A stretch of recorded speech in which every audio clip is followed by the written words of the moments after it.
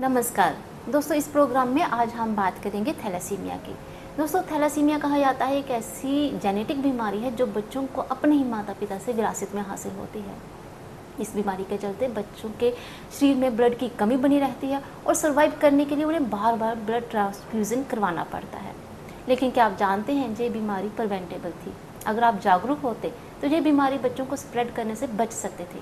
कैसे बच सकते थे, और अगर जिन बच्चों को, अब जो बच्चे इससे पीड़ित हैं, उनकी मैनेजमेंट कैसे की जाए, इस पर आज हम जानकारी हासिल करेंगे डॉक्टर संजीव डीगरा जी से, जो कि professor and head of department paediatric, government medical college Jammu है। सर, आपका हमारे प्रोग्राम में स्वागत है। Thank you. डॉक्टर साहब, थैलेसीमिया की अगर बात की जाए तो कहा जाता है एक पीढ़ी दर पीढ़ी चलने वाली कष्टकारी बीमारी है। लेकिन आज हम आपसे एज ए अवेयरनेस समझना चाहते हैं कि थैलेसीमिया क्या होता है और किन कारणों से बच्चों में ये डिजीज़ आ जाता है। देखिए, जैसे आपने बोला कि थैलेसीमिया एक इनहेरिटेड डिसऑर्डर है और इसमें बेसिकली ब्लड के बनने में प्रॉब्लम आती है। स्पेशली जो रेड ब्लड सेल्स हैं उसके अंदर जो हीमोग्लोबिन होता है वो ठीक से नहीं बन पाता है, और उसके ठीक से नहीं बन पाने की वजह से ही जो आरबीसीज़ हैं, जो रेड ब्लड सेल्स हैं, वो बहुत जल्दी उनकी डिस्ट्रक्शन हो जाती है, जिसकी वजह से पेशेंट को हमेशा खून की कमी रहती है। और बॉडी उस खून की कमी को पूरा करने के लिए समझ लीजिए कि जो बोन मैरो है जहाँ खून बनता है वो एक्स्ट्रा काम करने की कोशिश करती है, और उसकी वजह से जो बोन्स हैं जहाँ पे कि ये खून जो एक्स्ट्रा बॉडी बनाने की कोशिश कर रही है, हालांकि ये इनफेक्टिव होता है क्योंकि जो भी खून बन रहा है वो टिक नहीं पाता ज़्यादा देर और वो जल्दी डिस्ट्रॉय हो जाता है। तो एक्स्ट्रा काम की वजह से वो बोन्स जो हैं वो थोड़ी चौड़ी होने लगती हैं, और उसकी वजह से ही इन बच्चों को जो हम कहते हैं थैलेसेमिक फेशेस, जो फेशेस जो इनको डेवलप होने शुरू हो जाते हैं, जैसे उनकी माथे की हड्डियां जो हैं वो प्रोमिनेंट हो जाती हैं, ये स्कल बोन्स प्रोमिनेंट हो जाती हैं, ये मैलर बोन्स जो हैं ये प्रोमिनेंट हो जाती हैं, टीथ जो हैं वो मैल ओक्लूजन शुरू हो जाता है उनका, इनकी वो अलाइनमेंट उनकी ठीक नहीं रहती। तो ये सब चीज़ें होती हैं, और इसके साथ ही साथ बॉडी में उनके लिवर और स्प्लीन भी कोशिश करते हैं एक्स्ट्रा ब्लड बनाने की, तो वो भी साइज़ में बढ़ जाते हैं। और लगातार खून की कमी रहने की वजह से, ज़्यादातर खून की कमी रहने की वजह से, एक तो उनकी ग्रोथ नहीं हो पाती है प्रॉपर, दूसरा सभी अंग जो हैं उनके शरीर के वो कमज़ोर पड़ने शुरू हो जाते हैं। और अल्टीमेटली इसको जो है अब जैसे कहते हैं जो इसका ट्रीटमेंट है वो आपने जैसे बताया कि इनको रेगुलर ब्लड ट्रांसफ्यूजन चढ़ाना पड़ता है।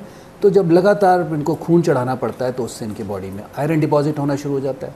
वो जो आयरन डिपॉजिट होता है वो भी डिफरेंट ऑर्गन्स को नुकसान पहुंचाना शुरू करता है, जैसे कि लिवर हो गया, हार्ट हो गया, इनको डैमेज होना शुरू हो जाता है, और उसकी वजह से ये इनकी ज़िंदगी जो है वो समझ लीजिए कि वो खतरे में पड़ जाती है। सर, कहीं ना कहीं एक कष्टकारी बीमारी है जो सिर्फ बच्चे के लिए नहीं, पूरा परिवार इसमें शामिल होता है। और बहुत ही एक समझने की कोशिश अगर हम करें, समझाने की कोशिश करें कि ये बीमारी को स्प्रेड होने से बचाया जा सकता था। सर, कैसे बचाया जा सकता था? अगर ये बीमारी बच्चों में ना आए तो क्या क्या किया जा सकता है? देखिए, ये बच्चों को बीमारी तभी पास ऑन होती है अगर दोनों माता पिता कैरियर हों, दोनों जो हैं वो थैलेसीमिया के कैरियर हैं। और देखिए, ये बड़ी ज़रूरी बात समझने की वो ये है कि जो लोग कैरियर होते हैं, जिनको हम थैलेसीमिया माइनर कहते हैं या थैलेसीमिया कैरियर कहते हैं, वो लोग एब्सोल्युटली नॉर्मल होते हैं। उनको हल्की सी खून की कमी होगी, कभी कभी वो भी नहीं होती है। जिनको हम साइलेंट कैरियर कहते हैं उनमें तो वो खून की कमी भी नहीं होती, पर हल्का सा एनीमिया रहेगा। But day to day life में उनको कोई प्रॉब्लम नहीं है, आप देख के बता नहीं सकते, वो पता चलता है सिर्फ टेस्ट करने पे। और बड़े सिंपल टेस्ट हैं, एक सिंपल कंप्लीट ब्लड काउंट करने से भी हमें थोड़ा सा आइडिया हो सकता है कि हाँ ये थैलेसीमिया कहीं माइनर या कैरियर तो नहीं है। और उसको कंफर्म करने के लिए हम HbA2 लेवल्स कराते हैं, जो कि टेस्ट रहता है HB इलेक्ट्रोफोरेसिस, उसके द्वारा वो पता चल जाता है। और अगर किसी का HbA2 लेवल 4% से ऊपर है तो हम मानते हैं कि वो थैलेसीमिया कैरियर। प्रिवेंटिव मेजर्स हैं जो बिफोर मैरिज लिए जा सकते हैं सर? तो इसमें ज़रूरी ये है कि इनको हमें हर जो समझ लीजिए कि वो इंसान जो अभी शादी की उम्र का हो गया है, उसको अपने आप को ये टेस्ट करा के अपना कैरियर स्टेटस पता कर लेना चाहिए, ताकि उसकी शादी दूसरे कैरियर से ना हो। तो उसके लिए ये भी ज़रूरी है कि जैसे हम जन्म पत्रियाँ आपस में मिलाते हैं, तो ऐसे ही हम मेडिकल पत्री कह लीजिए कि अपने टेस्ट करा के और देख लें कि दोनों कैरियर तो नहीं है। अगर दोनों कैरियर है तो अगर वो शादी अवॉइड कर सके तो कर लें, बहुत अच्छा रहेगा। पर अगर वो फिर भी शादी करना चाहते हैं तो वो करें, पर उनको पता होना चाहिए कि वो दोनों कैरियर है। तो उससे ये होगा कि जब भी प्रेगनेंसी होती है, जैसे ही प्रेगनेंसी होती है, वो अपने डॉक्टर को कांटेक्ट करें। आजकल हमारे पास उपाय हैं, ऐसे टेस्ट हैं कि माँ के पेट में शुरुआत में जो पल रहा बच्चा है उसका ही हम टेस्ट करके पता कर लेते हैं कि क्या उसको थैलेसीमिया होने वाला है कि नहीं होने वाला। जी, एडवांसमेंट हुई है। यस, और अगर हमें पता चल जाए कि उसको थैलेसीमिया होने वाला है, वो बच्चे को थैलेसीमिया है, तो हम माता पिता से बात करके उनको काउंसल करते हैं और वो अपना डिसीजन ले सकते हैं कि उनको प्रेगनेंसी कंटिन्यू करनी है, टर्मिनेट करनी है। जी, काउंसलिंग वहाँ पे दी जाती होगी उन सब लोगों को। सर, ये प्रिवेंटिव मेजर्स में है, ये लोगों को जरूर फॉलो करें। पहले तो जागरूकता नहीं थी, लेकिन अब कहीं ना कहीं जागरूकता लोगों में बढ़ी है और 8 मई को पूरी दुनिया भर में इसे लाइमलाइट में लाया गया ताकि ये बीमारी बच्चों में स्प्रेड ना हो।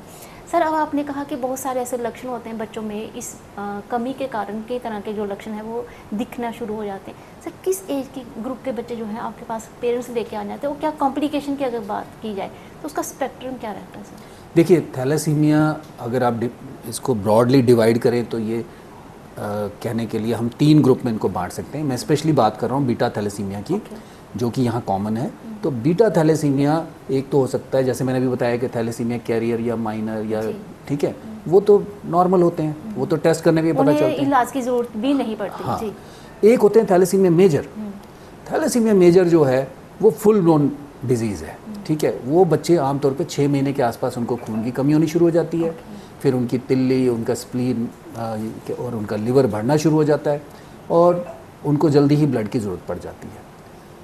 और अगर हम उनको ठीक से नहीं मैनेज करें तो जैसे मैंने आपको बताया, उनको थैलेसेमिक फेशेस डेवलप हो जाएंगे, उनकी ग्रोथ की प्रॉब्लम हो जाएगी, लॉन्ग रन में उनको डिफरेंट ऑर्गन्स जो हैं वो डैमेज होने लगेंगे और एंडोक्राइनल प्रॉब्लम जैसे डायबिटीज़ वगैरह भी होने का डर हो जाता है। एक और एंटिटी है, वो है इन दोनों के बीच का, जिसको हम कहते हैं थैलेसीमिया इंटरमीडिया, या हम कहते हैं नॉन ट्रांसफ्यूजन डिपेंडेंट थैलेसीमिया। वो जो थैलेसीमिया के मरीज़ हैं वो आमतौर पे 2 साल के आसपास उनका पता चलता है, तब उनको खून की कमी होनी शुरू होती है। पर एक अच्छी बात ये है उनमें कि उनको आमतौर पे ब्लड ट्रांसफ्यूजन की ज़रूरत नहीं पड़ती, वो अपना हीमोग्लोबिन 7.5-8 के आसपास उनका मेंटेन रहता है, तो उस वजह से हम उनको खून नहीं चढ़ाते। पर हाँ, उन बच्चों को भी रेगुलर फॉलोअप चाहिए, क्योंकि किसी भी समय उनको खून की भी ज़रूरत पड़ सकती है अचानक। और बड़े सारे थैलेसीमिया जो इंटरमीडिएट जिनको कहते हैं वो किसी टाइम पे आके थैलेसीमिया मेजर बन जाते हैं जी। और इसके अलावा जो आपने कॉम्प्लिकेशंस की बात की, तो थैलेसीमिया मेजर में जो कॉम्प्लिकेशंस मैंने आपको पहले भी बताया, खून की कमी की वजह से हेल्थ से जुड़ी हर एक समस्या उनको हो सकती है और इंटरमीडिएट को भी हो सकती है। तो इसलिए उनको रेगुलर फॉलोअप में रहना है और टाइम टू टाइम जैसे डॉक्टर बताए वैसे अपने टेस्ट कराना। मेजर वालों को मैनेजमेंट की इम्पोर्टेंस रहती है, ट्रांसफ्यूजन करने में। सर, SMGS हॉस्पिटल इकलौता एक ऐसा सेंटर है जो कि थैलेसीमिया की बच्चों को केयर देता है। सर, बड़े हालात नासाज से रहे जब बॉर्डर्स लाइन पर, तो सर किस प्रकार की इनकी जो लाइफ लाइन है, वो डोर है, वो ना टूटे, तो क्या प्रयास रहेंगे और क्या मैसेज आप देना चाहेंगे सर, जो लोग दूर दराज से आपके पास आते हैं? देखिए, एक तो ये है कि जो लोग दूर दराज से हमारे पास आते हैं, डेफिनेटली उनको ब्लड, क्योंकि हमारे यहाँ सेंटर में जो है इनको विदाउट एनी रिप्लेसमेंट फ्री इनको ब्लड मिलता है और वो ब्लड भी अच्छी क्वालिटी का होता है, ल्यूकोडिप्लीटेड होता है और नेट टेस्टेड होता है, जो कि रिकमेंडेड है। और इसके अलावा इनको जब बार बार ब्लड चढ़ता है तो बॉडी में जो आयरन इकट्ठा हो रहा होता है, उस आयरन को बाहर निकालने के जो चिलेशन ड्रग्स हैं वो भी इनको फ्री मिलती हैं।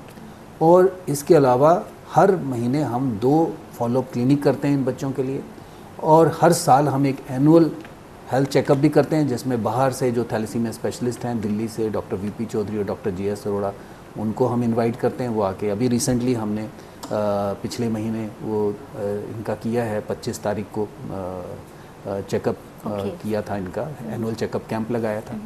तो ये सब सुविधाएं हम इनको यहाँ पे दे रहे हैं और इनके लिए जो ज़रूरी है वो यही है। अब कई लोग हमें ये भी पूछ रहे हैं कि सर कोई इसका डेफिनेटिव ट्रीटमेंट है, तो डेफिनेटिव ट्रीटमेंट है इसका।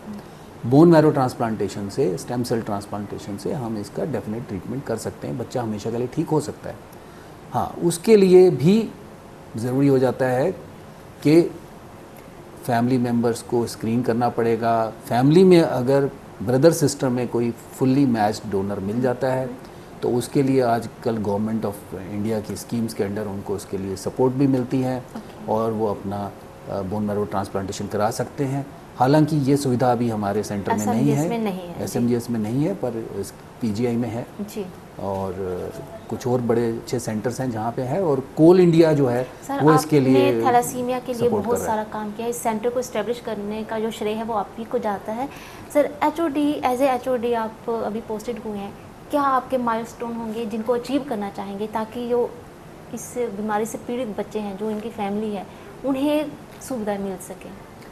डेफिनेटली हम चाहेंगे कि एक तो ये है कि इन बच्चों के लिए रेगुलर ब्लड ट्रांसफ्यूजन जो है वो मिलता रहे, इनको ब्लड की कमी ना रहे, और उसके लिए हमारी जो thalassaemia J&K thalassaemia welfare society है, इंजीनियर सुधीर सेठी साहब उसके प्रेसिडेंट हैं, वो बहुत ही कर्मठ हैं, बहुत ही कोशिश करते रहते हैं और लगातार वो ब्लड डोनेशन कैंप्स लगाते रहते हैं। तो आम पब्लिक से भी मैं ये रिक्वेस्ट करूँगा, दरख्वास्त करूँगा आपके माध्यम से कि वो बढ़ चढ़ कर रक्तदान करें इन बच्चों के लिए। नंबर 2, मैं कोशिश ये करूँगा कि जो भी नई ड्रग्स या कोई ट्रीटमेंट इन बच्चों के लिए अवेलेबल हो तो हम उसको जल्दी से जल्दी अपने हॉस्पिटल में अवेलेबल करा सकें, और किसी तरह से अगर इन बच्चों के लिए हमारे यहाँ कोई बोन मैरो ट्रांसप्लांटेशन की सुविधा भी कभी बन पाए, आपका जो प्रयास है वो जारी रहेगा। हाँ, तो वो बहुत ही अच्छा रहेगा इन बच्चों के लिए। हालांकि ये सुविधा अभी J&K में स्कीम्स में है, वहाँ पे बोन मैरो ट्रांसप्लांटेशन किया जाता है, और जल्दी हमें उम्मीद है कि शायद हमारे सेंटर में भी ये कभी शुरू हो पाए। जी सर, उम्मीद करते हैं आप अपने इस जो आपने एक बच्चों को सुविधा देने के लिए जो आपने कोशिश की है, उनका जो प्रयास है वो हमेशा जारी रहेंगे और ट्रीटमेंट भी यहाँ पर जो है वो मिलना शुरू हो जाएगा। सर, आपने हमें महत्वपूर्ण जानकारी दी कि कैसे इस बीमारी से बचा जा सकता था। कष्टकारी बीमारी है, पीढ़ी दर पीढ़ी चलने वाली बीमारी है, और ब्लड इम्पॉर्टेंट जो डोनेशन की इम्पॉर्टेंस है वो जहाँ पर ज़्यादा दिखाई देती है, ताकि इन बच्चों को जो ब्लड है वो रूटीन में मिलता रहे। सर बिल्कुल बिल्कुल, ये बहुत ज़रूरी है। एक तो ये रूटीन में, और मैं माता पिता को भी ये दरख्वास्त करूँगा कि वो अपने बच्चों को रेगुलर ब्लड ट्रांसफ्यूजन करवाएं, उनका हीमोग्लोबिन 10 ग्राम से ऊपर रखें, और टाइम टू टाइम उनको जो आयरन को बाहर निकालने, आयरन चिलेशन ड्रग्स हैं, वो पूरी जो डोज़ हम बताएं उसके हिसाब से लें, और अपने फॉलोअप क्लिनिक में आएँ। और उम्मीद करता हूँ कि ये बच्चे, क्योंकि देखिए जो बच्चे अच्छे से मैनेज्ड हैं वो बहुत अच्छा कर रहे हैं। उनमें से कुछ बच्चे हैं जो इंजीनियर हैं, कुछ बच्चे हैं जो अपने MBA कर रहे हैं या कर चुके हैं, कुछ बच्चे हैं जो MBBS भी किए हैं, BDS किए हैं, और मैनेजमेंट अगर सही हो जाती है तो जो बच्चों का जीवन है वो अच्छा गुजर सकता है, प्रोडक्टिव लाइफ, यूजफुल लाइफ जी सकते हैं वो। सर, आपने कीमती समय हमारे साथ शेयर किया और आपका महत्वपूर्ण जानकारी देने के लिए बहुत बहुत शुक्रिया। तो दोस्तों, डॉक्टर साहब हमें बता रहे थे कि माइंडसेट चेंज करना पड़ेगा। कुंडलियों की जगह अगर हम ब्लड टेस्ट मैच कर लेते हैं तो ये बीमारी बच्चों को स्प्रेड करने से बचा जा सकता है। फिर भी अगर जो बच्चे इससे पीड़ित हैं वो रूटीन में अपना चेकअप करवाएं और फॉलोअप में रहें, और ब्लड ट्रांसफ्यूजन जो है वो हमेशा करवाते रहें। इस प्रोग्राम में इतना ही। अगले में फिर हाजिर होंगे किसी और विषय के साथ।